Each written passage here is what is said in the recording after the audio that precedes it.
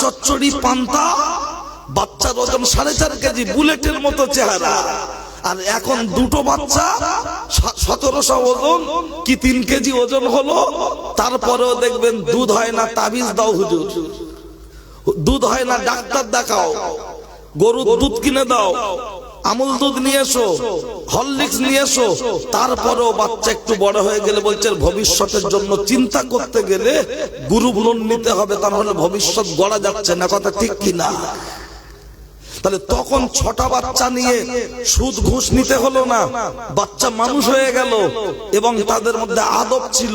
আর এখন দুটো বাচ্চা নিয়ে বাচ্চা মানুষ হচ্ছে না, আদবও হচ্ছে না, তারপরেও লোন ছাড়া বাচ্চা কাচ্চার ভবিষ্যৎ তৈরি হচ্ছে না।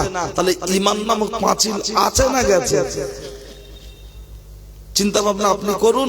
তারপরে আল্লাহ যদি বলে এখানে সেটিং করে দিচ্ছে, একটু পরে আর একটু আগিয়ে যাই, কি অসুবিধা লাগছে নাকি? আমার তো গল্পের ছলে বক্তব্য, আপনারা জানেন।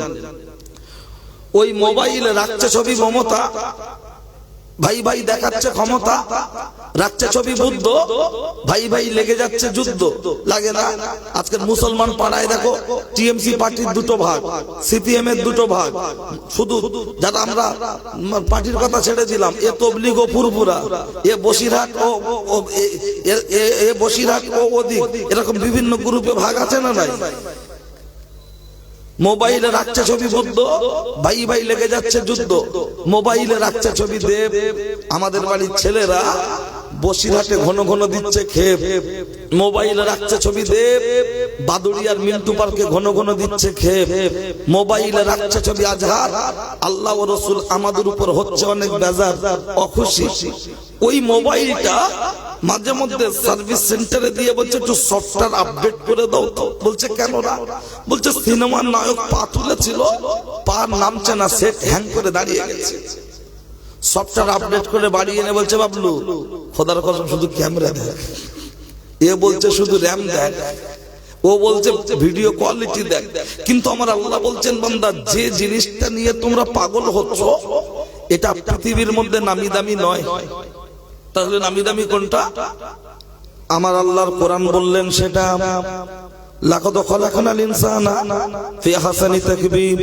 টোটাল পৃথিবীর মধ্যে যা কিছু পাঠানো হলো এর মধ্যে সবচাইতে নামি, সবচাইতে দামি, তার নাম হলো মানুষ। আল্লাহ আমাদের দিয়েছেন আক্কেল জ্ঞান হোশ, আমরা কাজ করছি হয়ে বেহোশ। আমরা মানুষ যখন নামি, মানুষ যখন দামি, সামান্য 5000 টাকা মোবাইলের যদি চিপ থাকতে পারে, এই মানুষ নামক মোবাইল এর চিপ আছে না নাই? টাকাটা তো স্বাভাবিক ব্যাপার। শুধু যদি বলি আছে, পাবলিক বলবে আমজাদ হুজুর খুব ভালো বক্তা ছিল, বাংলার একজন বিখ্যাত বক্তা ছিল, তার ক্যাসেট আজও বাজে, খুব ভালো ওয়াজ করত। আর তার ছেলে সাদ্দাম হোসেন এসেছিল, ওয়াজ করেছে অল্প, হয়ে গেছে গল্প। তার জন্য এখন বলবো হাদিস, আগে বলেছি কোরআন। অবশ্যই প্রমাণটা নিয়ে নেন। ও মা চাচি খালা, শুনছো রাতের বেলা কানটা করবে ঝালাফালা, তৈরি থাকো খালা। আল্লাহর নবী বলেছেন ইন্না ফিল জাসাদি লামুদগাতুন ওয়া ইজা সালুহাত সালুহাল জাসাদু কুল্লুহু ওয়া ইজা ফাসাদাত ফাসাদাল জাসাদু কুল্লুহু। আল্লাহ ওয়াহিয়াল কলব, মানব দেহের মধ্যে এক টুকরো গোশতের পিণ্ড আছে, যেটার নাম হলো হৃৎপিণ্ড, আছে না নাই? ওইটার নাম হলো কলব, ওইটার নাম হলো চিপ। ওইটা যার হবে কালো, তার তামাম জীবনটা বরবাদ হয়ে গেল। ওইটা যার হবে কালো, তার তামাম জীবনটা ধ্বংস হয়ে গেল।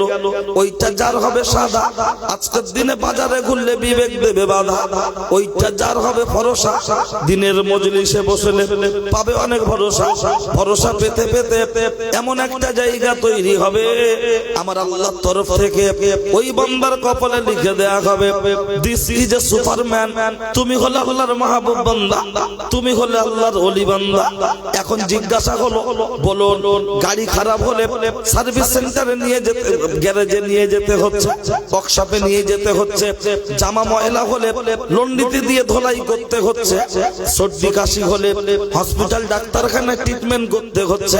এই হৃদপিণ্ড নামক যে কল মেমোরি, এই যে ভাইরাস রয়েছে, এর যে রোগগুলো আছে, পৃথিবীর কোন হসপিটালে গিয়ে ট্রিটমেন্ট করবেন? বলবেন সাদ্দাম হোসেন, এর আবার কি কোনো রোগ থাকতে পারে? আরে যারা বলছে দিনের মজলিসে বসার দরকার নাই, জলসা দেওয়ার দরকার নাই, চাঁদা চাইলে উল্টো পাল্টা মন্তব্য করে, ওরে বাপের বেটা, কপাল ফাটা, মাথা মোটা, হতভাগা, তোমার কাছ থেকে আমার জানতে মন চাইছে এই হৃদপিণ্ড নামক যে কল, এর যে রোগগুলো আছে, এর ট্রিটমেন্টের জন্য পৃথিবীর কোন হসপিটালে যাবে? বলবেন সাদ্দাম হোসেন, এর আবার কি রোগ হতে পারে? নিশ্চয়ই বলবেন কি রোগ? অনেকগুলো রোগের মধ্যে একটি রোগ হলো যেটা আমার আল্লাহর কোরআন বললেন, সেটা আমার আল্লাহর কোরআন জানিয়ে দিয়েছে, লা তুশরিকু বিহি শাইআ ওয়া বিল ওয়ালিদাইনি ইহসানা। তোমরা আল্লাহর সাথে কাউকে অংশীদার করো না, আল্লাহর সাথে কাউকে শিরক করো না, আল্লাহর সাথে অংশীদার করো না, তার ইবাদত করো, পিতামাতার সাথে অসদাচরণ করো না। কিন্তু দুঃখের সাথে বলতে হয়, আজকের দিনে দাঁড়িয়ে আমরা বাপকে বলছি বুড়ো, মাকে বলছি বুড়ি, এরা কবে মরবে তাড়াতাড়ি। শ্বশুরকে বলছি আব্বাজি, শাশুড়িকে বলছি আম্মাজি, জলসার দিনে গরম গরম দিচ্ছি পেঁয়াজি, খাওয়া আব্বাজি, খাওয়া আম্মাজি। এমনও ছেলে আছে বাপের ভাত দেয় না, মায়ের ভাত দেয় না, অথচ শ্বশুর বাড়ির লোকজনকে নিয়ে বিশাল আনাগোনা, বিশাল বাহাদুরি। অথচ ওই ছেলেটা তাকবীর দিচ্ছে ফুরফুরা শরীফ জিন্দাবাদ, হিজবুল্লাহ জিন্দাবাদ। ওরে ফুরফুরা শরীফ জিন্দাবাদ নয়, ও হলো পাক্কা চিটিংবাজ। যদি বলেন আপনি প্রমাণ দিতে পারবেন, প্রমাণ যদি না দিতে পারি, আছে একটা ছোট মতো গাড়ি, ওটাকে দিয়ে চলে যাব বাড়ি, কখনো করব না দেরি। ও ছেলেরা, ও নওজোয়ান যুবকেরা, শুনে রেখে দেন, জেনে রেখে দেন, এই দুনিয়ার বুকে সবচেয়ে বড় পীর হলো বাবার মা। বাবার মা, বাপ যত খারাপ হোক, মা যত খারাপ হোক, আমার মা যদি বেশ্যাবৃত্তি করে রে, আমার মা যদি বেশ্যাবৃত্তি করে, আমার বাপ যদি গাঁজাখোর হয়, পাড়ার লোক বলবে মাতাল, মাতাল।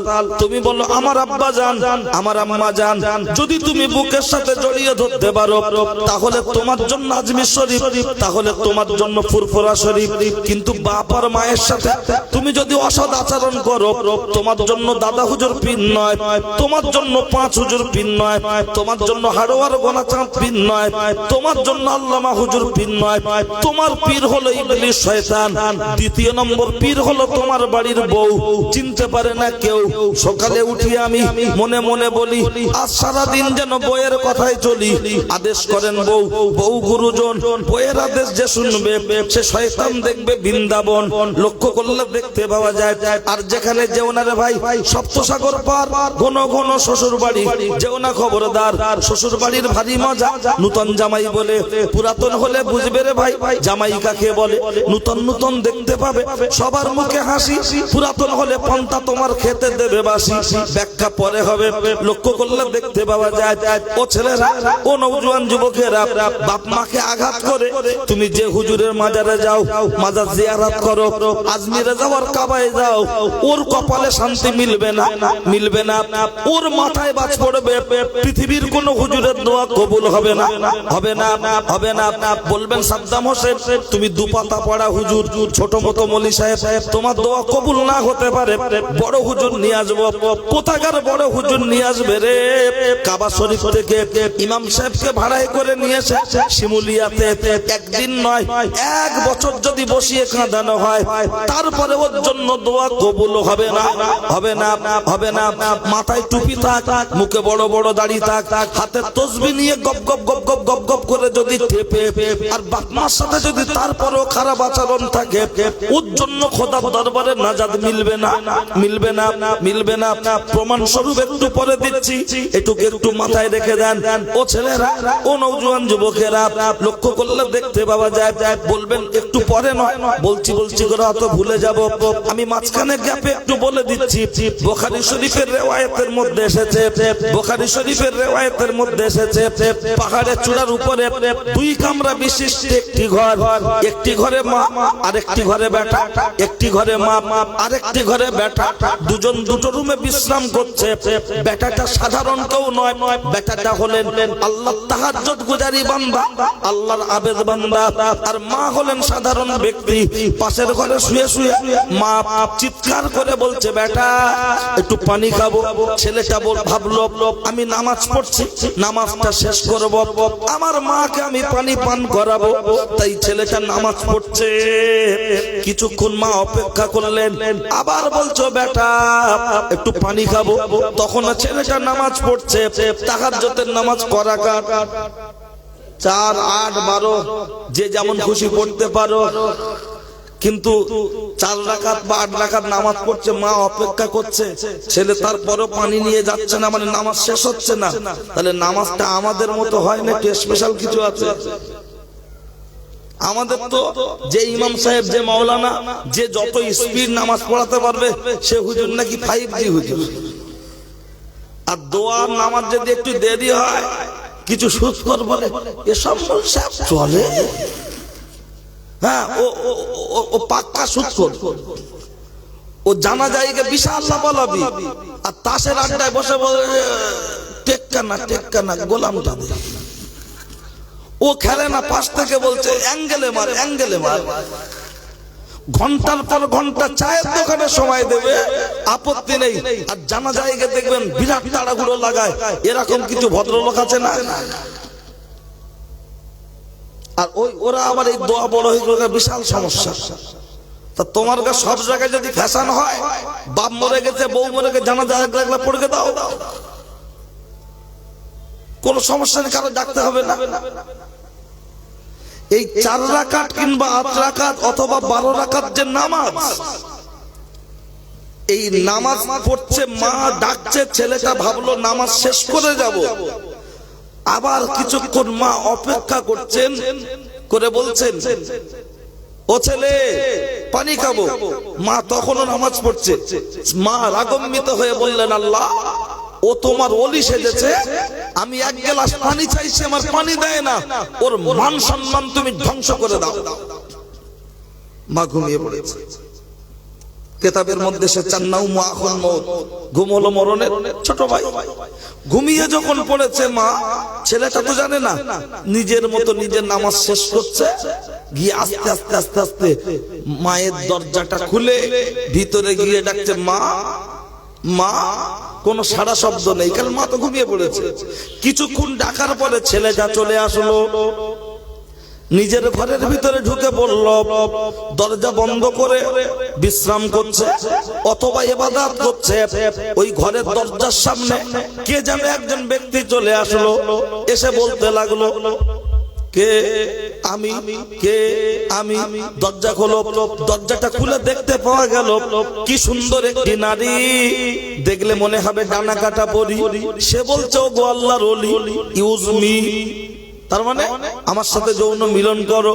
তখন আল্লাহর আবেদ বান্দা বললেন, দূর হ, বেরিয়ে যা, দূর হ, বেরিয়ে যা, এখান থেকে বেরিয়ে চলে যা।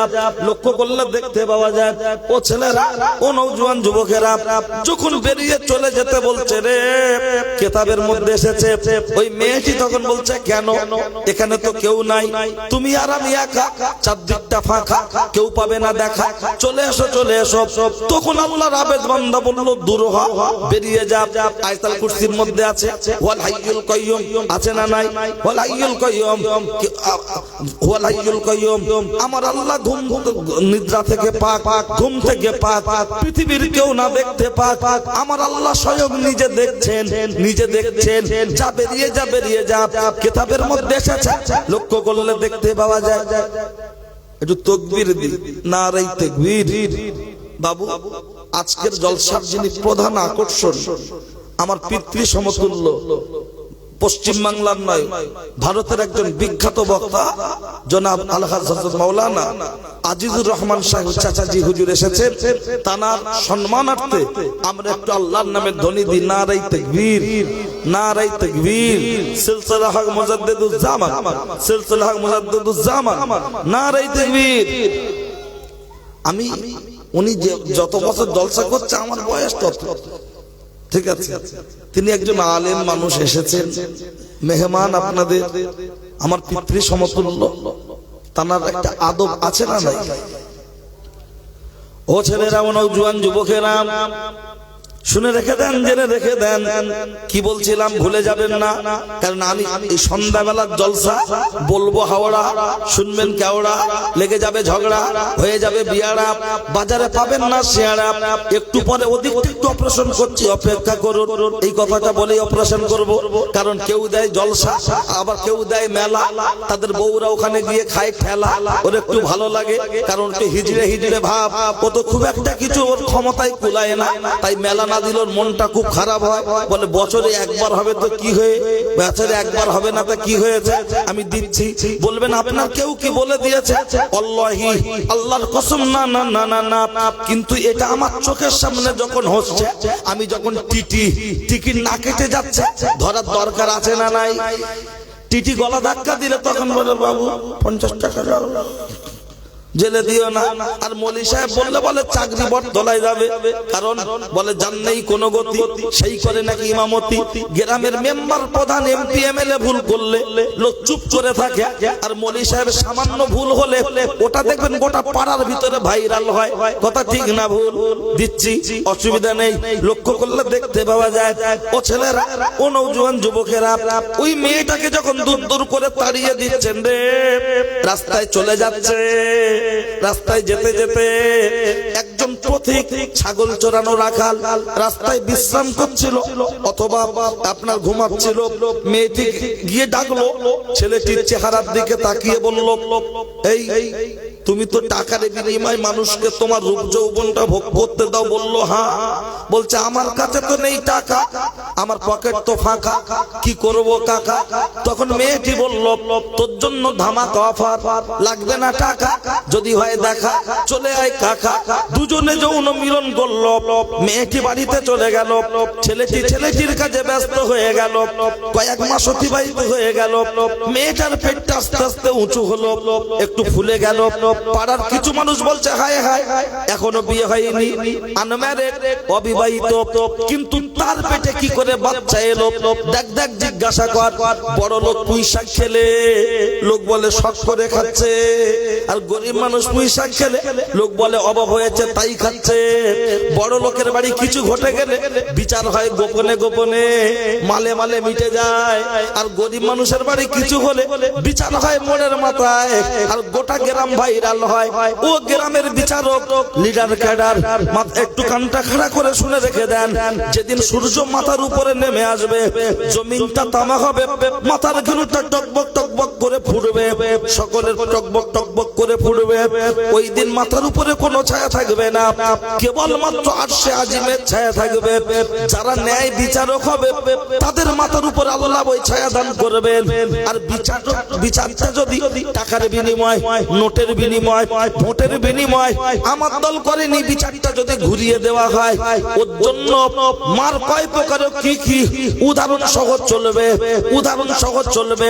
প্রমাণ যদি দেখতে হয়, বাংলাদেশের দিকে তাকিয়ে দেখে নেন, হাসিনা দেশ ছাড়লো, নেতা মন্ত্রীরা দেশ ছাড়লো, আর বিচারক মানিক যে কলমের খোঁচা দিয়ে রে আল্লামা দেলোয়ার হোসেন সাঈদীকে বছরের পর বছর জেলে আটকে রেখেছিল, সেই বিচারক মানিক নিজের জামা কাপড় খুলে কলা গাছের ভিতরে লুকিয়েছিল, পাবলিক ধরে পিটিয়ে পিটিয়ে অন্নকোষ ফাটিয়ে ফেলেছে। খবরে দেখেছেন না দেখেননি? তার মানে বাহাদুরি কতক্ষণ? যতক্ষণ ও পাওয়ার ছিল, পাওয়ার থেকে যেই হয়ে গেছে জিরো, আর নেই হিরো, পাবলিক পিটিয়ে পিটিয়ে মারছে। সামনাসামনি লোক বলে দাদা দাদা, যতক্ষণ মাল থাকে আর জানের ভয় থাকে মানুষ সম্মান করবে, আর যেই পিছন ঘুরবে বলবে বেজাত, কবে মরবে। আর দেখবেন যখন ভালো থাকে কোনো মানুষ, রিক্সাওয়ালা হোক, টোটোওয়ালা হোক, ব্যবসায়ী হোক, মেম্বার হোক, প্রধান হোক, এমপি হোক, এমএলএ হোক, যখন তার আচরণটা মানুষের সাথে ভালো থাকে, সামনে থাকার পিছন থাক, মানুষ সদা সর্বদা তার সমর্থনেই কথা বলবে। কথা ঠিক কিনা? আমজাদ হোসেন আমার বাপ, আপনাদের কে হয়? কেউ হয় না, কিন্তু ইন্তেকাল করেছে 20 বছর আগে। আজ আমজাদ হোসেনের জন্য অনেক মানুষ চোখে পানি ঝরায় না ঝরায়? কেন? শুধুমাত্র তার আচার আচরণ ব্যবহার কোরআন সুন্নাহ অনুযায়ী ছিল, মানুষের সাথে সেই ব্যবহারটা ছিল ঈমানের সাথে, তাদের সাথে আপনাদের সম্পর্ক। কথা ঠিক কি না? কবি বলেছেন পাখি উপরে উড়িয়া যায়, নিচে থাকে ছায়া, মানুষ চলিয়া যায়, থেকে যায় শুধু মায়া। কবি বলেছেন এমন জীবন করিবে গঠন, মরণে হাসিবে তুমি, কাঁদিবে ভুবন। দিল্লির বাদশা শাহজাহান মানুষটা মারা গেছে, তার কবর পুলিশ দিয়ে পাহারা দেয়া হচ্ছে, আর আপনার আমার সুযোগ পেলেই দিল্লির মোটা ভাই মাঝে মধ্যে গলা ধাক্কা দিচ্ছে। কেন? তারা মারা যাওয়ার পরেও তাদের কথা মানুষ স্মরণ করছে, কারণ তাদের আচার আচরণ ব্যবহারটাই ছিল তেমন। কথা ঠিক কি না? কথা প্রসঙ্গ বললে অন্য কথা বেরিয়ে আসে, কিন্তু না, সাইটে যাব না, শুধুমাত্র বোঝানোর জন্য যেটা প্রয়োজন সেটা বলতে হবে। ও ছেলেরা, ও নওজোয়ান যুবকেরা, ও আমার মুরব্বিয়ান বাপ, অন্যায় হলে আমার করে দেবেন মাপ। আমার নাম সাদ্দাম, আমার নেই কোনো দাম, কথাগুলো হবে টাইগার বাম, শুনলে আসবে অনেক কাম, দিতে পারবো না আপনাদের সময়ের দাম। আমি যে কথা বলছিলাম, মেয়েটাকে মোড়ের মাথায় ধরে জিজ্ঞাসা করা হচ্ছে, ও মহিলা মহিলা, তোর পেটে যে বাচ্চা, এই বাচ্চার বাপকে বল। মেয়েটা বলতে চাইছে না, খুব যখন জোর করা হচ্ছে রে, তখন মেয়েটা বলল, এই পেটের ভিতরে বাচ্চার বাপ অন্য কেউ নয়, অন্য কেউ নয়, ওই পাহাড়ের চূড়ার উপরে আল্লাহর আবেদ বান্দা আছে, তাহাজ্জুদ গুজারি, পেটের বাচ্চার বাপ হলো সে। লোক বলছে হায় হায়, মনে করতাম হুজুর, এখন তো দেখছি খেজুর, মনে করতাম শর্মা, ও তো দেখছি খরমা, মনে করতাম আতো, এখন তো দেখছি পাথর। মলি সাহেবের মাথায় টুপি, জেনা করেছে চুপি চুপি, চল চল 12টা বাজিয়ে দেব। হুজুর হয়ে এই কাজ করলো কি করে? মুহূর্তের মধ্যে হুজুরের ঘর ভাঙচুর করতে শুরু হয়ে গেল। একদল মানুষ, প্রত্যেকটা গ্রামে দুই ধরনের মানুষের বাস, একদল হলো উত্তেজিত, আরেক দল হলো শান্তিপ্রিয়। উত্তেজিত জনতা হুজুরের ঘর ভাঙছে, গ্রামের শান্তিপ্রিয় মানুষ বললেন, তোমরা যে হুজুরের ঘর ভাঙছো, তোমরা প্রমাণ দিতে পারবে হুজুর এই কাজ করেছে? প্রমাণ দিতে পারবে? তখন উত্তেজিত জনতা বলল, যার পেটে বাচ্চা সে আমাদের সাথে, প্রমাণ তো আমাদের হাতে। ও তো বলছে এই বাচ্চার বাপ সে, এর থেকে বড় প্রমাণ আর কি হতে পারে? কি হতে পারে? না না না না না না, কিতাবের মধ্যে এসেছে। গ্রামের শান্তিপ্রিয় জনতা বলল, হুজুর বিয়াদবি মাফ করবেন, আপনার কাছে জানতে চাই, অমুকের মেয়ে অমুক, তার সাথে কি আপনি জেনা করেছেন? কমিটির ভাইরা পিছনে একটা চট বিছিয়ে দেন, একটা চট ট্রিপল পিছনে একটা বিছিয়ে দেন, কারণ সামনে যতই ফাঁকা থাক লোক বসতে চায় না। এতদিনের জলসার অভিজ্ঞতা আর স্টেজটা অনেক উঁচু, বেশি সামনে বসে ঘাড়ের অঙ্ক থাকতে হবে, তো কষ্ট হবে। কি বলি বুঝতে পেরেছেন? ও ছেলেরা, ও নওজোয়ান যুবকেরা, লক্ষ্য করলে দেখতে পাওয়া যায় এমন একটা কন্ডিশন। হুজুর বললেন, আমি তো এরকম জেনার সাথে যুক্ত নয়। বললেন, হুজুর কি বলছেন? বলছে, কসম বিল্লাহ আমি জেনা করিনি। হুজুর ওই কথাটা শুনে গ্রামের শান্তিপ্রিয় জনতা এসে বলল, তোমরা মিথ্যা বলছো, হুজুর তে অন্যায় করেনি। উত্তেজিত জনতা বলল, আমরা মানি না, প্রমাণ দিতে বলো। হুজুরকে গিয়ে বলা হচ্ছে, হুজুর তাহলে আপনি যখন এই অন্যায় করেননি, আপনি প্রমাণটা দেন। হুজুর বললেন, বাবা একটু সময় দাও। নামাজের মুসাল্লা বিছিয়ে দিলেন, 2 রাকাত নামাজ আদায় করলেন, আল্লাহর কাছে ফোন করতে শুরু করলেন। আল্লাহর ফোন নাম্বার কত? 24434। এই নম্বরে ফোন করলে খুলে যাবে আমার আল্লাহর জান্নাতের দর। অনেক যুবক ছেলে আছে, এদিকে নেই ওইদিকে ঘুরছে, ওদের চালচলন দেখলে মনে হবে যেন ফেরাউন ফেরাউন ভাব। গাড়ি চালাচ্ছে হিরো হুন্ডা, নিজেকে মনে করছে বিরাট বড় গুন্ডা, অথচ আপনার দাবি করছে আল্লাহর বান্দা। সামনে হচ্ছে ঝান্ডা, পিছনে আছে ডান্ডা, কিন্তু লক্ষ্য করলে দেখতে পাওয়া যায় ঝান্ডার কালার আলাদা হতে পারে, ডান্ডার কালার কিন্তু সব এক। ঝান্ডার কালার আলাদা হতে পারে, ঝান্ডার কালার সব এক। নাম কাস্তে মুসলমান বলে আমরা দাবিদার, আল্লাহর ফোন নাম্বার বুঝি না, কিন্তু বুলাদির ফোন নাম্বার মুখস্থ 1097। শিমুলিয়া থেকে গীতাঞ্জলি। ও বুলাদি মনের কথা খুলে বলি, আই মোর চলো না, ইউ মোর ভুলো না, হ্যাপি হব দুজনা, এটাই মোর কামনা। ও নাম্বারে কল করলে হবে না, আল্লাহর ফোন নাম্বার 244434। ফজরের ফরজ নামাজ করা কাজ, জোহরের, আসরের, মাগরিবের, এশার ফোন নাম্বারটা মিলিয়ে নেন 24434। এই নাম্বারে ফোন করলে খুলে যাবে আমার আল্লাহর জান্নাতের দর। মানুষ যখন বিপদে পড়ে নিকটস্থ মানুষের কাছে ফোন করে, হ্যালো শেয়ারের ভিতর আলু কি করে গেল, আমি বুঝতে পারছি না দোস্ত বলো। দুজন দুজনের কথা হয়। ইমানদার যখন বিপদে পড়ে যায় তুলে দিয়েছে দুহাত, করছে মোনাজাত, উজ্জ্বল হয়ে যেন আমার ভবিষ্যৎ। লক্ষ্য করলে দেখতে পাওয়া যায় এত পরিমাণ কাঁদছে। ওগো আল্লাহ, আমি তো অপরাধ করিনি, আমার ঘরে দোষ চলে এসেছে, আমি কিভাবে প্রমাণ করব? তোমার কাছে গায়েবী মদত চাইছি, তুমি আমাকে গায়েবী মদত করো। এত পরিমাণ কাঁদছে, এত পরিমাণ কাঁদছে, আওয়াজ চলে আসলো, ওগো আল্লাহর বান্দা, আর তোমাকে কাঁদতে হবে না, আর তোমাকে কাঁদতে হবে না, চোখের পানিটা মুছে নাও, চোখের পানিটা মুছে নাও। আর ওদেরকে বলে দাও পেটের ভিতরে বাচ্চা সবে 3 মাস, এখন কোনো প্রমাণ হবে না, বাচ্চা ডেলিভারি হবে, প্রমাণ করে দেয়া হবে। ওই বাচ্চার বাপকে আজকে সব চলে যাও। উত্তেজিত জনতা বলল, মৌলী সাহেবের ভাব ভালো নয়, পালিয়ে যাবে, পালিয়ে যাবে, মৌলী সাহেবের ভাব ভালো নয়, পালিয়ে যাবে। গ্রামের শান্তিপ্রিয় জনতা যারা, তারা বলল, হুজুর যদি পালিয়ে চলে যায় তার জন্য দায়ী থাকবো আমরা। কেন দেখবেন রতনে রতন চেনে বলে না, আরেকটা কি বলে বুঝে নেন, যারা যার প্রতি বিশ্বাস থাকে তারা তার প্রতি তো টান থাকবে। উত্তেজিত জনতা বলল মৌলী সাহেব পালাবে। নীরব মোদী লোন নিল 11,000 কোটি, তার জরিমানা হলো 4,000 টাকা। আর আমাদের পাড়ার বাবলু ছাগল চুরি করে ধরা পড়লো, জরিমানা হলো 24,000 টাকা।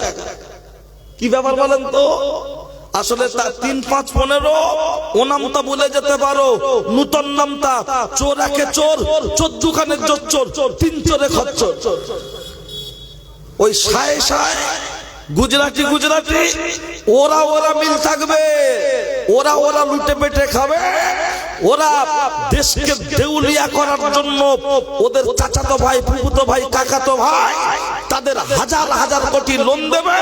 আর গরিব জনগণের উপরে চোখের মতো ট্যাক্সের চাপ বাড়িয়ে মাল শোষণ করে নিচ্ছে। কথা ঠিক কি না? হ্যাঁ, ব্রেন যদি ঠিক থাকে কথা বুঝবেন, আর মস্তিষ্ক যদি অন্যদিকে দেন বুঝবেন না। গরিব মানুষ বিস্কুট কিনে খাবো, তার ট্যাক্স বেড়ে যাচ্ছে ঝটঝট করে, প্যাকেট মুড়ি কিনলে তার ট্যাক্স বাড়ছে।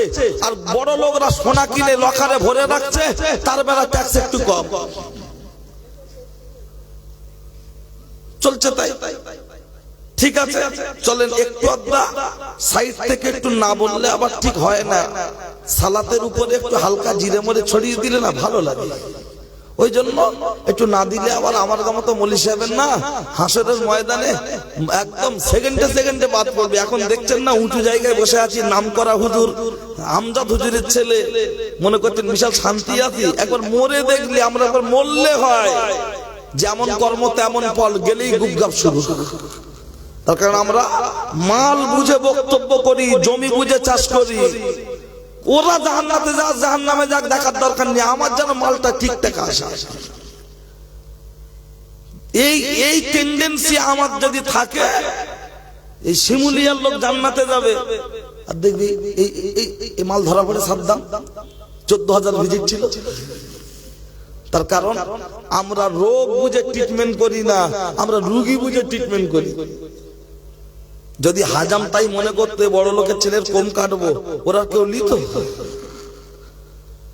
তাহলে হাজাম যেমন মা বুঝে কাটে, আমরা যারা আলেম ওলামা বক্তা মসজিদের ইমাম, আমাদের শরীয়তের মানদণ্ডে দাঁড়িয়ে যতটা প্রয়োজন ততটাই কাটতে হবে। কথা ঠিক কি না? তাতে কেউ চটবে, কেউ ফাটবে, কেউ বলবে ওর বাপের মতো এও গাড়ির তলায় যাবে, আর কেউ বলবে আল্লাহর বাঁচিয়ে রাখুক।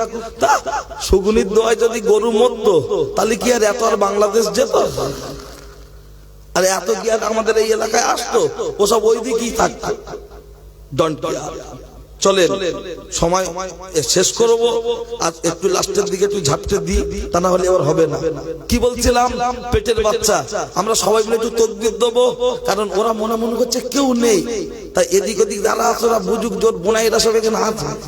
সবাই মিলে একটু আল্লাহর নামে ধ্বনি দেবো, কারো জবান যেন বন্ধ না থাকে। নারাই তাকবীর।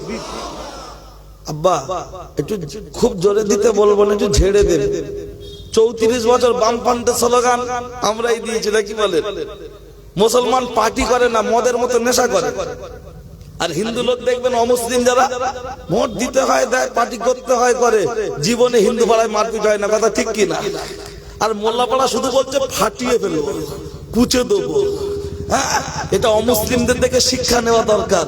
তারা 3 ভাই 3টে পার্টি করে, সারাদিন মিটিং মিছিল, সন্ধ্যাবেলা এক জায়গায় বসে 3 ভাই ভাইজি বা মেয়ের বিয়ের আলোচনা করে। আর মোল্লারা বলছে মুখ দেখা দেখি বন্ধ, যতক্ষণ ওর মাথা ফেলবো ততক্ষণ মনে শান্তি নেই। কথা ঠিক না? 34 বছর বামফ্রন্টের স্লোগান লড়াই লড়াই লড়াই চাই, লড়াই করে বাঁচতে চাই, ইনকিলাব জিন্দাবাদ, নেতারা খাবে পাবলিক বাদ। ওরা খাচ্ছে পেঁয়াজ, আমাদের দিচ্ছে খোলা, আমাদের ভোটে তাদের গলায় উঠছে ফুলের মালা। তারপরেই বলছে ভোট দিন ভোট দিন ভোট দিন দাদা, এবার ভোটে জিততে পারলে তোমাদের গ্রামে থাকবে না কাদা, উন্নয়নে হবে না কোনো অসুবিধা।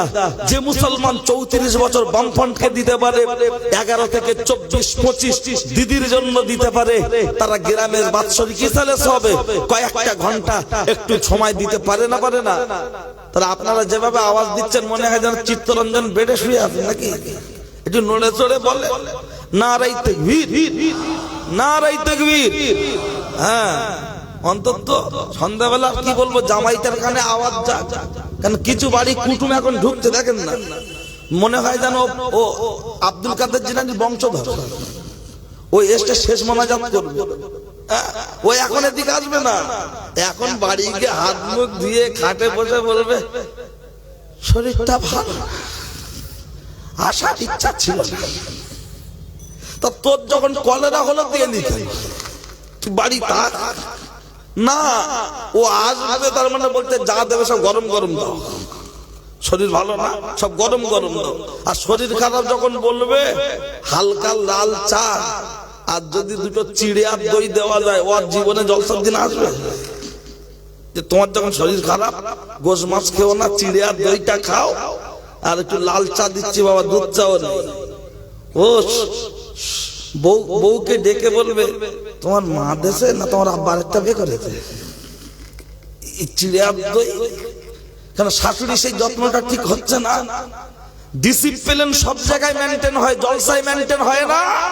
ফোন করে কি বলেছিল জলসার জন্য, হ্যালো জলসা আসবে, খাওয়ার কথা বলেছে, আর ও এসে খাট থেকে টোটাল নড়ে, যেন মনে হয় আমার মামাতো ভাই গর্ভবতী, আমার বোনাই ও যেন 8 মাস নড়ে না। অন্তত লজ্জা শরম যদি থাকে, সাদ্দামের যে গ্রামের দাওয়াত থাকে ওরকম ছাঁচড়া কুটুম থাকলে যেন না আসে। দাওয়াত করা হয়েছে জলসা বলে, আমরা নবীর উম্মত, মেহমানদারি করা সুন্নাত। তাহলে মেহমানদারি যেমন আমি দায়িত্ব নিয়ে ডেকে ডেকে করাচ্ছি, খাওয়া দাওয়ার পরে বলতে হবে না বাবা এবার ওদিক যাও। মান সম্মান বিবেক, আমিও এসেছি আমিও শুয়ে থাকবো, বারবার ফোন করেন কেন? যে উঠতে হবে সময় হয়ে গেছে, আপনার বাড়ি ও মেহমান আমিও মেহমান না, তাই বললি হয়? তোমার টাইম দেওয়া রয়েছে, তুমিও তো কুটুমকে বলেছো জলসা হবে সন্ধ্যাবেলা, সে এসে জম্মের গেলা গিলে খাট দখল করেছে, তখন তোমার বিবেকে বাজ পড়েছে, পক্ষঘাত হয়েছে, আর মলি সাহেবের বেলা তখন বলছো সময় হয়ে গেছে, লজ্জা করে না? একরকম বিচারিতা। আর কুটুমরাও যে কি ছাড়া, ওদেরও লজ্জা নেই যে জলসার দিন যখন আসছি আমার কিসের জন্য বলেছে, আমার সেই জায়গাটা একটু হাজিরা দিই না, ওরা শুধু গেলার জন্য আসে, আবার এখন মারুতি ভাড়া করে আসছে, খাবে বেরিয়ে বেরিয়ে। অন্তত এই জ্ঞান কাণ্ডটুকু তো থাকার দরকার। ঠিক আছে চলেন, সন্ধ্যাবেলা আবার বেশি বললি কুটুম না খেলি আবার বিপদ, বলবে খাই, ওর বিবেকে লাগে। ও ছেলেরা, আমার জোয়ান যুবকেরা, ও আমার মুরব্বিয়ান বাপ, অন্যায় হলে আমার করে দেবেন মা। মেয়েটার গর্ভে বাচ্চা, বলা হলো আজকে তোমরা বাড়িতে চলে যাও। পেটের বাচ্চা ডেলিভারি হওয়ার পরে প্রমাণ করে দেয়া হবে ওই পেটের বাচ্চার বাপকে। আজকে তোমরা সবাই বাড়িতে চলে যাও। বলল না না, মৌলী সাহেব পালিয়ে যাবে। কিন্তু আরেকজন ব্যক্তি, একটা গ্রুপ যারা শান্তিপ্রিয় জনতা, তারা উঠে দাঁড়িয়ে বলল না না না না না না না, হুজুর যদি পালিয়ে চলে যায় তার জন্য দায়ী থাকবো আমরা, কোনো কথা হবে না। আর সত্য কথা হলো, যারা প্রকৃতপক্ষে আল্লাহর ইমানদার বান্দা, তারা কখনো মিথ্যার আশ্রয় নেবে না। বোঝানোর জন্য একটা ছোট্ট ইসলামিক হিস্ট্রি তুলে ধরছি।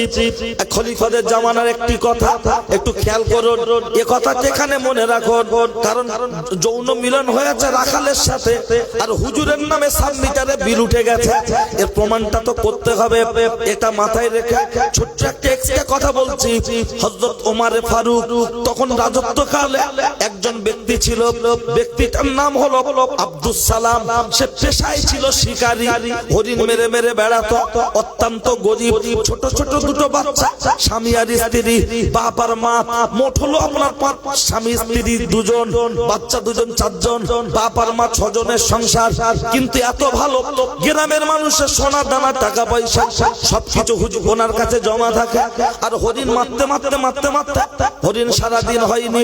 তীর খুঁজতে খুঁজতে দেখতে পাওয়া গেল, একটি জায়গায় গিয়ে দেখতে পাওয়া গেল একটা বয়স্ক মানুষের ওই তীরটা ঢুকে গিয়ে ছটফট ছটফট ছটফট করছে, ছটফট ছটফট করছে। আপনি আমি হলে তো ভয়ে পালিয়ে যাব, রাস্তায় অ্যাক্সিডেন্ট হলে কেউ দাঁড়ায়, বলে পালা, দোষ হবে পালা। কিন্তু আব্দুস সালাম শিকারী মানুষটার পাশে দাঁড়িয়ে বলছেন, চাচাজি খুব কষ্ট হচ্ছে, একটু পানি খান, একটু পানি খান। আর আপনি যদি মারা যান, আপনার লাশটাকে কোথায় নিয়ে যাব? আপনার বাড়ির লোক খবর পাবে, একটু বলে দেন। চাচাজি বললেন, বাবা মদিনা শরীফের বাজারে আমার ছেলেদের দোকান রয়েছে, সেখানে নিয়ে যাবে, আমার সন্ধান পেয়ে যাবে। কাঁধে করে নিয়ে যেতে যেতে রাস্তায় ইন্তেকাল করলেন।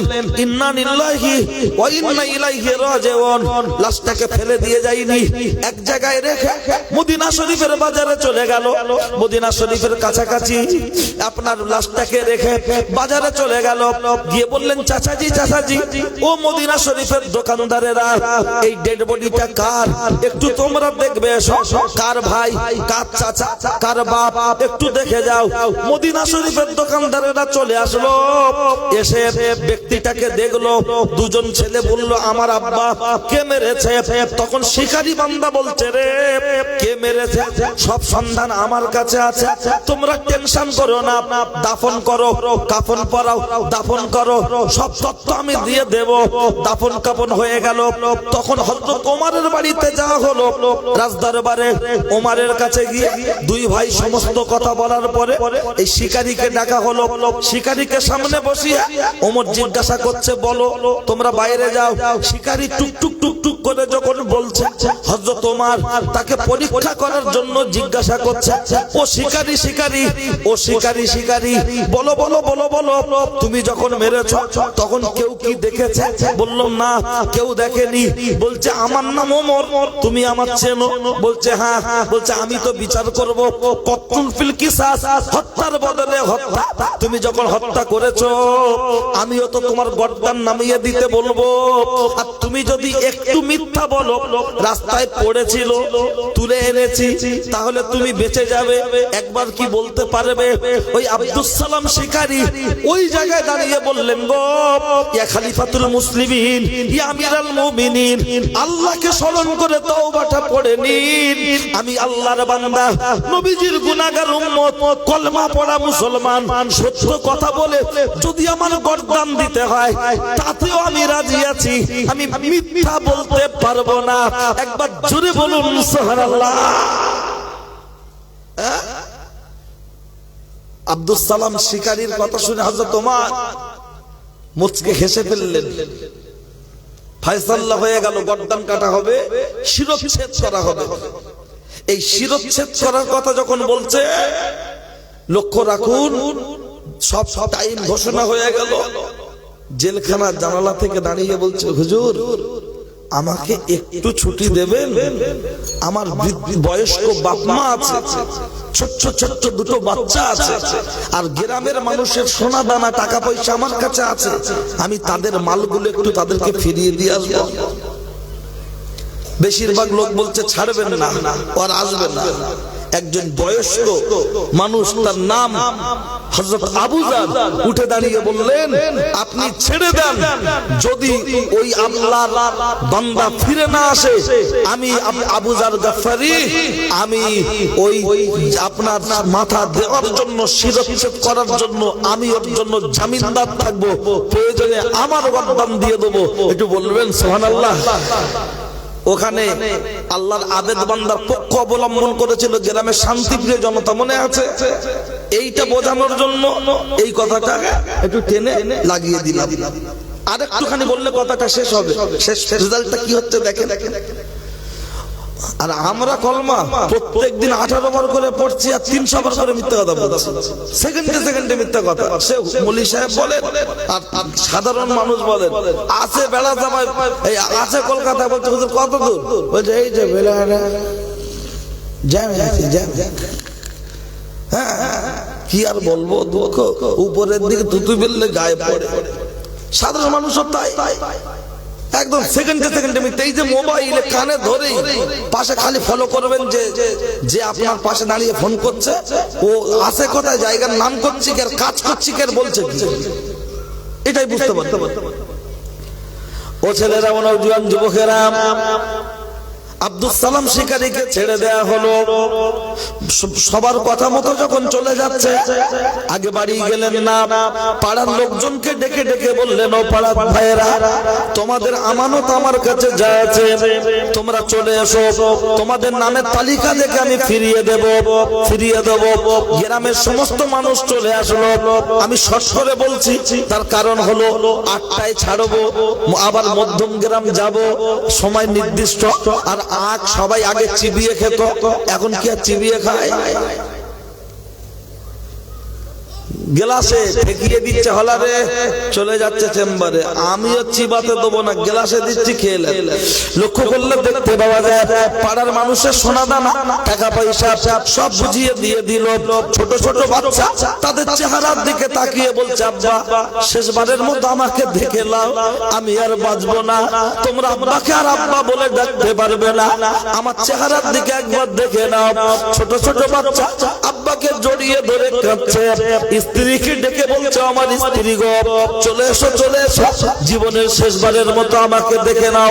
স্ত্রী এসে কাঁদছে, একদিকে আব্বা আরেকদিকে মাকে জড়িয়ে ধরে, একদিকে আব্বা আরেকদিকে মাকে জড়িয়ে ধরে, এমন করে হাতের ভিতরে নিয়ে বলছে, আব্বা ও আমার আম্মাজি, এক ফোঁটা দুধের ঋণ শোধ করতে পারিনি কোনোদিন, এক ফোঁটা দুধের ঋণ শোধ করতে পারিনি কোনোদিন, আমাকে ক্ষমা করে দিও, আমি চলে যাচ্ছি। আব্বা যত কাঁদে, মা তত কাঁদে, বাচ্চা দুটো তত কাঁদে, স্ত্রী তত কাঁদে, চিল্লে চিল্লে বলছো, আমার আব্বা মা, ও আমার কলিজার টুকরা সন্তান, ও আমার স্ত্রী, তোমরা আমাকে আটকিয়ে রেখো না, ওদিকে যেতে দেরি হয়ে যাচ্ছে, আমার যেতে দেরি হয়ে যাচ্ছে, না জানি ওই ব্যক্তিটার গলায় যদি তলোয়ার চলে যায়, আমাকে তোমরা ছেড়ে দাও, আমাকে তোমরা ছেড়ে দাও। যত হোক একটা মায়া ছাড়তে চাইছে না, খুব জোর করে আচরা খামচা করে বেরিয়ে যেতে চাইছে, একদম ঘোড়ার মতো দৌড়াচ্ছে, পৌঁছাতে দেরি হয়ে যেতে পারে।